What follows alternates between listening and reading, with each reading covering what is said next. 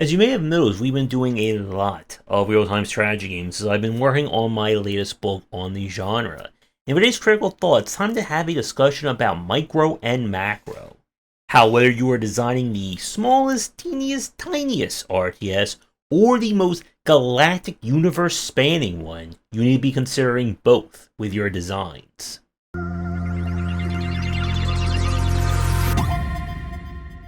As we've talked about before with major design concepts like action versus abstraction, RPG or CRPG versus JRPG, there isn't really a one is better than the other kind of situation. But both are very integral when it comes to RTS play, and they have specific considerations and design cues that you need to be thinking about. So when we talk about micro layer, this is the tactical layer of a strategy game. So we're not commanding hundreds or thousands of units. We may be commanding fewer than 10, fewer than 5, maybe even just one unit. As the quintessential example of micro play is of course a MOBA. You are only controlling one unit, but you are doing a whole lot of controlling with that individual unit. When we talk about the importance of micro play, this is again going to be about controlling a single or small group of units having complete autonomy when it comes to what they're able to do, and of course the importance of hotkeys, the very, very essential ability to control a unit using key presses or key shortcuts. Now, hotkey design, hotkey methodology, that is its own topic very easily, but there are a few important things I want to mention here. One of the most important aspects of being able to control or use hotkeys is that you want to try and create as much of a standardized and straightforward process for them as you can. So when you look at the keyboard, one of the most popular forms was of course StarCraft's using the kind of 4x3 setup of QWER, ASDF, ZXCV for all hotkeys on the command bar. Some games have tried to use things just by using like the first letter. S for shoot, F for fire, Z for zebra, but that can oftentimes become very convoluted, especially when you have dozens of individual commands. I also like what we saw with Command and Conquer, with being able to standardize all kinds of special abilities. In Red Alert 3, you just hit F on the keyboard, and that uses whatever is the chosen unit or unit's special power.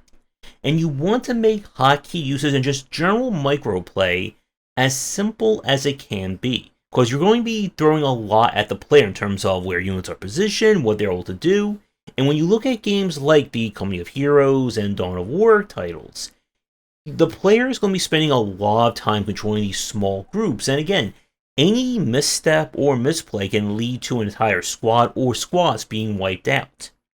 Microplay is where a lot of competitive side or esports level RTS play can really devolve into. And it's been one of the kind of push and pulls of the strategy genre. A lot of people will argue that you don't want both the micro and macro side to be easy to control. This is supposed to be where, the skill of the game is, the APM, the get good mentality of strategy. But one of the points I always like to say is that the act of controlling and interacting with your game should be as easy and as straightforward as possible. The challenge should be the actual gameplay. And when we look further into micro play, you want the player to be able to easily control one unit, a specific group of units, and you want this to be as streamlined as possible simply by the fact that the player is going to be controlling a lot of other things. And even in micro-focused games, there is still kind of the greater macro or strategic layer of what is happening across the entire match, the entire war, galaxy, universe, whatever. And this is often where we see a lot of the macro style games really focus on. This idea that you're not controlling one unit or 4 units, but hundreds, maybe even thousands of units. We're talking about total annihilation, planetary annihilation. There's a lot of annihilation at this level. Macro play is where we bring in the control and use of your base or bases. And this is where we get to the other side of the complex and convoluted part of strategy play. Because now the player is not just having to manage a unit or move an army here and there. They need to manage resource allocation. what buildings are producing what, everyone's favorite phrase, rally points, and control groups. And this is definitely one area where I think the strategy genre as a whole has really hurt itself or shot itself in the foot over the past decade, as we really haven't seen too much innovation and change at this level. There are examples here and there of games that feature really good elements of UI UX or GUI design when it comes to the macro layer. Being able to select all unit producers, set a universal rally point, patrol patterns, patrol groups, and so on. But it's hard to find an RTS that did everything right in this respect. I still really like the Command Conquer kind of vertical command bar, with being able to order units whenever I'm in the middle of combat. But you still can't set rally points from it. You still have to go back to your base, click on a building, click on the rally point, and then it will work until you need to change it again. And the point about both micro and macro play is that the micro layer is about winning individual battles, while macro is about winning the war or winning the entire match. And you can't have one without the other. Even in a macro-focused game, you still want units that you can set up exactly where you want. You want to make sure your siege is up on a hill and you have archers next to them, and you should have like swordsmen or tanks in front. You don't just want to click on something and then just blob of units all crunched together, and then someone just shoots like one rock and then kills them all. And AI behavior or general behavior is very important in this respect on both micro and macro style. On the micro side, you still want your units to be at least somewhat intelligent enough. Again, it's not about making them play the game themselves. But if you leave a unit alone and an enemy comes wandering over here, maybe they should take a shot at it. If they're being shot, maybe they should back away. You don't want to have the situation where one unit comes in that you didn't notice and it kills 50 guys because it has some kind of special ability, even though you left your units on defend. And that is incredibly true when it comes to the macro layer as well. When we're talking about managing multiple battles across multiple areas on the map. If you tell your unit to attack move, they should be smart enough to move and attack. Strange, I know. But you also need to set what is the general AI behavior of your game. If I left click on this unit, right click over there, what are they going to do when they get there? Are they going to be in defense mode? A super aggressive mode? I'm just going to stand by and let someone shoot me mode? You have to be able to set this. And this was one of the issues I had with Command Conquer Zero Generals and 0 Hour, where the standard move is just non-usable or unusable in terms of play because the AI behavior in its general form is useless. You see, it will only defend if it's being fired upon, but only if it's being fired upon by a unit that is within its attack range. They won't move out of the way, they won't move closer to engage. So you then have a lot of the suicide-style enemies from the GLA, who they technically don't attack until they explode. So you can have a bomber truck or a detonating truck just go right up and kill your entire squad, even though they all have perfect vision on it, because technically it didn't attack them. And you want to be, as we get more and more into the macro layer, you want things to be as streamlined as automatic as possible. One of the elements I really liked about games like Planetary Annihilation and Rise of Nations is that resource gathering becomes very much automatic. Once you've set up, villagers on this mine, or, academics in their university, you never have to touch those buildings ever again, and you can focus on the greater thing. With Planetary Annihilation and Supreme Commander, once you have buildings set up for unit construction, set, the queue that you want, turn on Infinite, let them just pump out all the tanks and planes and scouts and artillery as one can imagine. Because again, the focus on both micro and macro has to facilitate whatever is the core gameplay, which in this case is battling your opponents. It's about trying to take over the map. If the player has to keep looking away from combat to make sure that their base is producing, or that they didn't set the correct rally point. Now their units are over there when they want to be over here. That's going to become very frustrating. And again, to go back to the esports issue, a lot of people, again, really fought, at least at the competitive level, about simple UI UX approachability features and streamlining things. Because a lot of people feel like the game of a strategy game is dealing with the UI and the GUI. And it's led to the genre, again, feeling very much stuck in its ways over the past, I would say, maybe the past decade at this point. And it is a tough nut to crack. When you look at things from the turn-based style, we've seen a huge variety of games, from the likes of XCOM, Midnight Suns, Mario plus Rabbids, the super challenging ones that I am absolutely terrible at, and many more. But strategy has still been very much stuck when it comes to, can we improve the GUI and the UX of it? Can we make it that the player never has to take their eye off the battlefield, and yet they can still manage their entire base? Developers have been messing with this and streamlining and altering and changing things for years now. Who can forget when we saw in Empire Earth and they had the picture-in-picture element where you could set up a window that shows off your base, and you can click on the little things in the window and then go back to the main screen. It was pretty much setting up the prelude to the whole multi-monitor setup that we have for today. And then you have when we played a Toy Tactics, and I think this was 2024, where you have your units and you basically, instead of giving them multiple individual commands, you just basically draw on the map. Okay, I want you guys to go here, go over here, go there, and I'm going to draw you the formation. You're going to be in like this, and we're going to move this over there.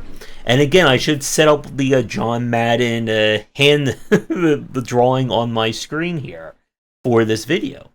And this is what we kind of talk about when it comes to strategy design, that there is this focus on being able to come up with these grand plans, being able to have the ability to say, okay, I want this army to go up here and distract while I move these guys over there, and then this group is going to attack the flank of that group while they're being distracted, and it's going to be glorious, and I'm going to win the match.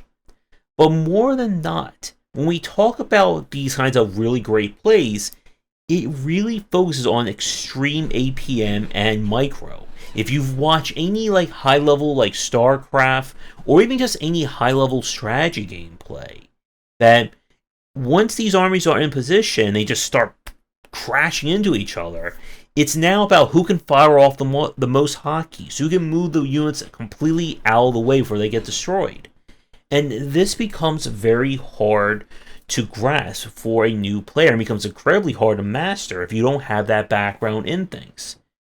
And one of the aspects I would really like to see evolve in the strategy genre is more approachability elements.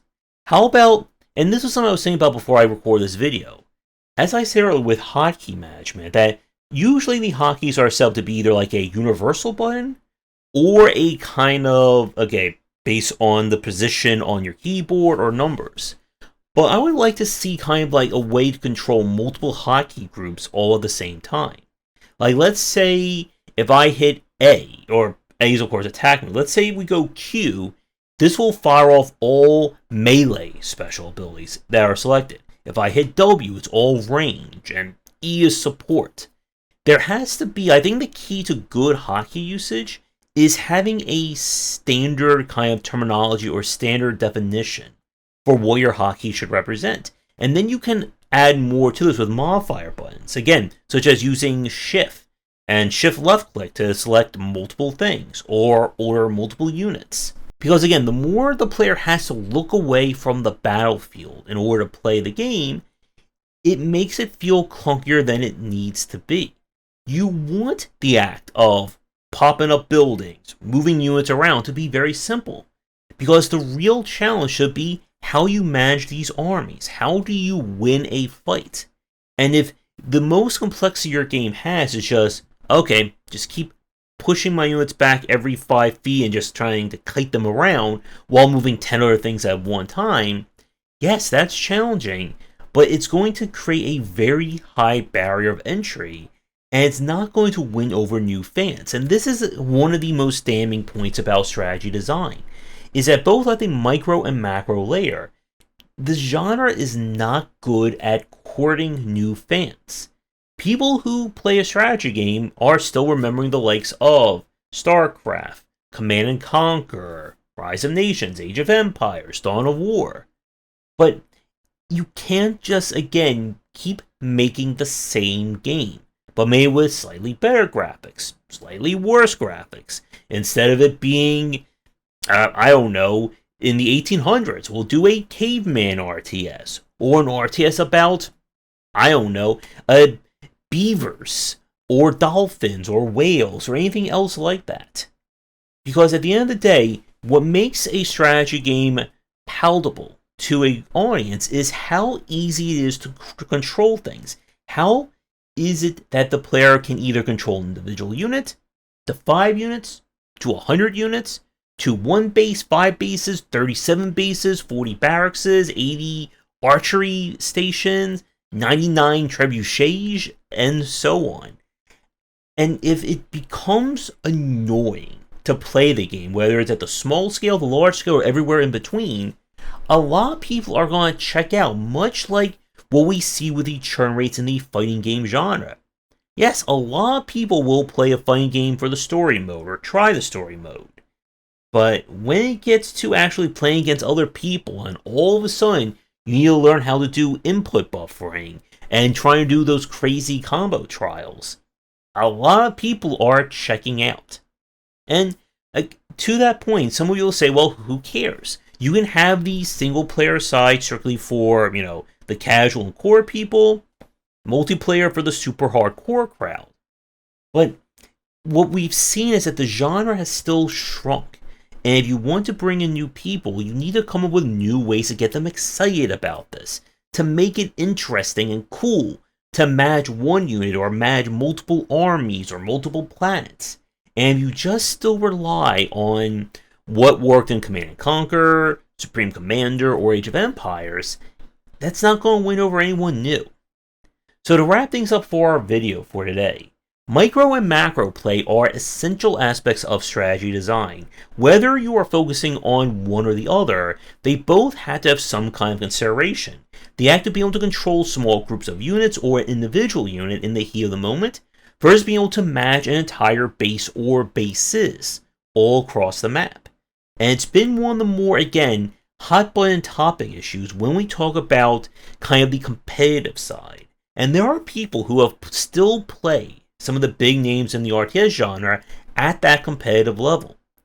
And when you watch them play it, again, it looks like they're not doing a lot. You're just watching armies move around here and hit each other and things explode.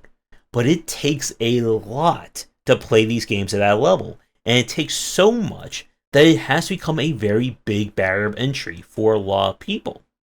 So, for those of you watching, where do you think the strategy genre can go, whether it's micro or macro? And what UI UX considerations do you think should be more focused on by designers today? Let me know in the comments down below, and then get back to all your always be villagering out there. Thanks for watching, and a special thank you to our Patreon supporters. If you enjoyed the video, do the YouTubing stuff, be sure to visit our Discord and Patreon, and you're interested in more in my thoughts on design, check out my game design books.